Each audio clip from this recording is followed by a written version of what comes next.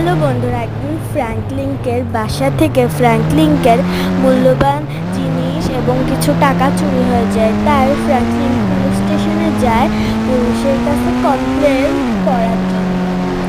তো ফ্র্যাঙ্কলিন গাড়ি চালাতে চালাতে পুলিশ স্টেশনের ভিতর চলে যাওয়ার পর সে গাড়ি থেকে নেমে যায়।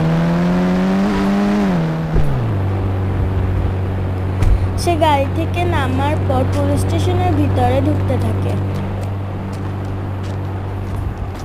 তারপর সে দেখে পুলিশ স্টেশনের চেম্বারে কেউ নেই, তাই সে দোতলায় চলে যায়।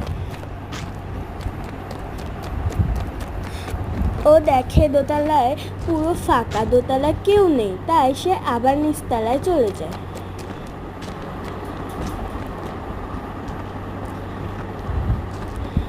সে নিচতলায় গিয়ে সে দারোয়ানকে কমপ্লেনটা করে, কিন্তু দারোয়ান কিছুই করে না। তাই সে দারোয়ানকে একটা ঘুষি মারে, কিন্তু দারোয়ান বুলেট প্রুফ জ্যাকেট পরে থাকার দারোয়ানের কিছু হয় না। তাই সে তার গুলিটি নিয়ে তাকে মারতে থাকে এবং সেও তাকে মারতে থাকে, কিন্তু তারপর কিছু সময় পরেই ও মারা যায়।